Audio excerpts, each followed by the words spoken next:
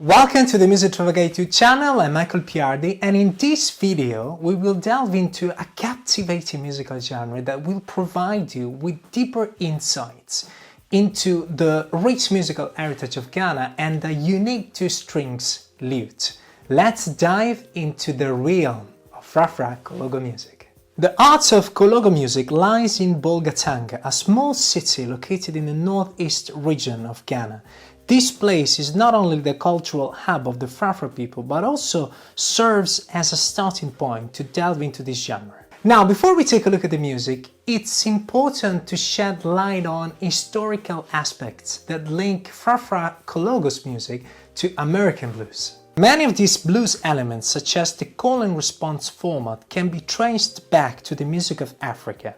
The use of melisma and the wavy nasal intonations also suggests a connection between the music of West and Central Africa and the blues, which Frafra Kologo is a part of.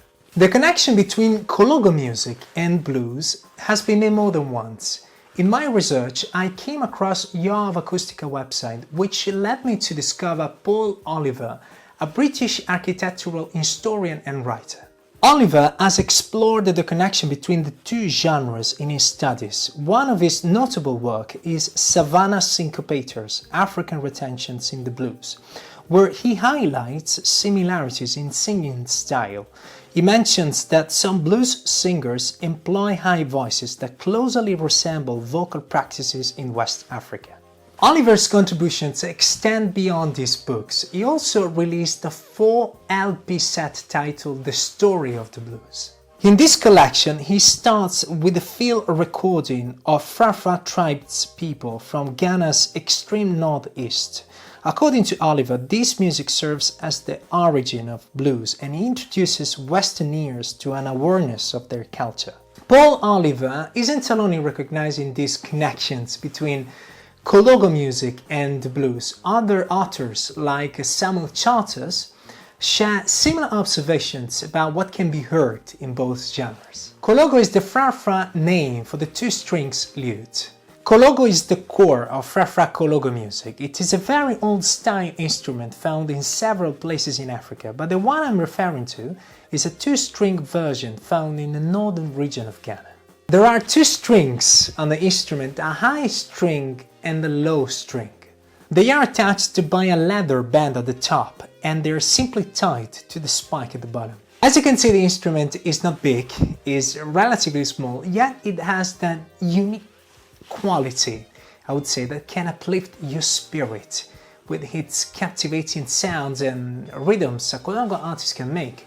Much like the banjo instrument in blues music does, even though in a different way.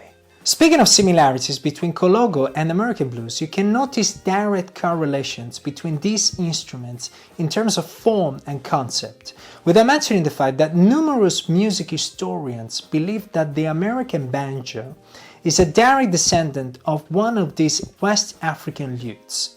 John Collins writes this: "The early slaves from Senegal took this instrument to the Caribbean in the 17th century, where it was called the banja. Later taken to the United States, where a fifth string was added and a metal body replaced the gourd, and it became the African-American banjo." Another fascinating aspect about this musical instrument comes from King Ayisoba, who has gained international fame for his contributions towards popularizing Kologo music worldwide. In an interview, he mentions how many instrumentalists often need to tune their instruments based on specific songs or sets. However, he mentioned that if they closely observe him, they would notice he only tunes his Kologo once for all his performances, which is another distinct characteristic this instrument brings to life.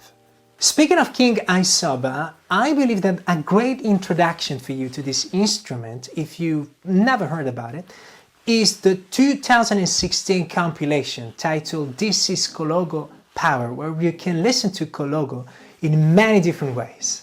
Most of the tracks on this album were recorded in studios in Ghana. Some are sung in Frafra, others in Pidgin English. Some are with a live band and some feature just solo Kologo and voice. But all the songs have a very strong musical power. Another important element of this music you should know is the content of the songs. Although I'm not familiar with the Frafra language, of course, my research into translations has revealed that all the songs carry profound and significant messages. These messages touch on both personal and social themes, while also acknowledging the power of God. The new album Work Hard by King Ayisoba serves as a great illustration of how the song's lyrics convey different messages. One particular track that got my attention is God Thinks, God Knows. The lesson in this song revolves around the idea that everything that happens to humanity has already been predetermined by God. It reminds you that nothing occurs without God's knowledge, and we should strive to do our best in all aspects of our lives, while leaving the rest up to God. Another notable track from the album is Adinoma featuring Bushman. This song delves into the topic of our lifestyles and emphasizes the importance of maintaining good health through healthy eating habits and regular exercise, ultimately providing us to lead long and fulfilling lives. In general, the album by King Ayisoba presents significant ideas through a wide variety of songs, each of them providing valuable perspectives for listeners to reflect upon. Now, I wanted to introduce you to 3 talented Frafra Kologo artists who truly embody the essence of this musical genre. Captain Yaba was one of the first Frafra Kologo players to bring the instrument down from his hometown into the mainstream of Ghanaian music, starting playing the instrument since a very early age. In 1994, Captain Yaba collaborated with a modern funk band called Ninkribi to record his second album featuring traditional Frafra songs. This release gained significant interest internationally, leading Captain Yaba and the band to embark on a European tour. Upon returning to Ghana, Captain Yaba continued performing both as a solo artist and in various groups. However, tragically, in 2001 he passed away at the age of 30 due to tuberculosis. 2 years later, Retro Afrique reissued the Captain Yaba Nkribi album with 5 tracks presented in funkier mixes. The result is a wonderful collection of African funk music. I had to put in this list King Ayisoba. As I mentioned before, King Ayisoba is another talented Frafra Kologo artist from the Upper East region in Ghana, precisely Kalaga. He learned how to play the Kologo instrument from his grandfather, a traditional healer. He played at markets, local bars and funerals until he was good enough to leave the region and try his songs on people in big cities such as Accra and Kumasi. The collaboration with recording engineer and music producer Panji Anov resulted in a first cassette and CD in 2006 called Modern Ghanaians. The single I Want to See You My Father went on to become a hit across Ghana, eventually winning Ayisoba 3 2006 Ghanaian Grammys for Song of the Year, Traditional Artist of the Year and Discovery of the Year. Ayuune Sule is another Frafra Kologo artist I highly suggest you. He has mastered the Kologo, drawing inspiration from music styles like Kozonto and hip life from southern Ghana, blending them with the rhythms and scale of the north. During his upbringing, Ayuune Sule found a home at Top Link Studio, owned by producer Francis Ayamga, where numerous local talents converged. It was there that he honed his skills on the Kologo instrument. The release of his debut album We Have One Destiny in 2018 propelled him to fame as one of the most renowned Kologo players worldwide.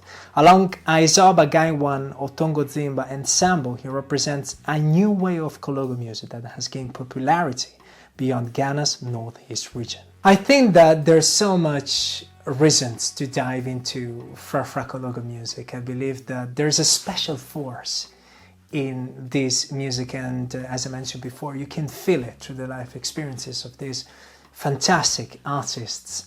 Additionally, I was impressed by the strength and feelings this music can give you. The push that this instrument has is incredible, and it makes you stick with it.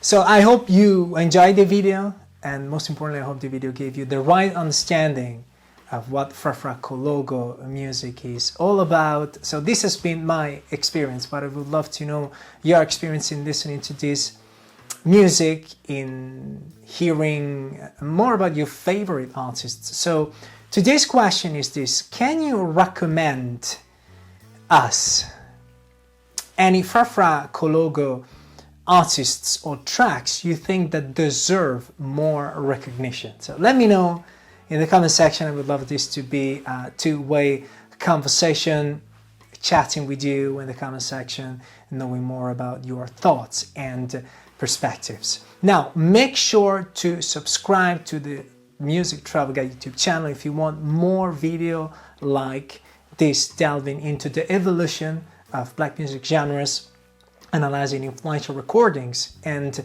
hearing artists interviewed to help you expand your music knowledge and understand how black music has shaped music history.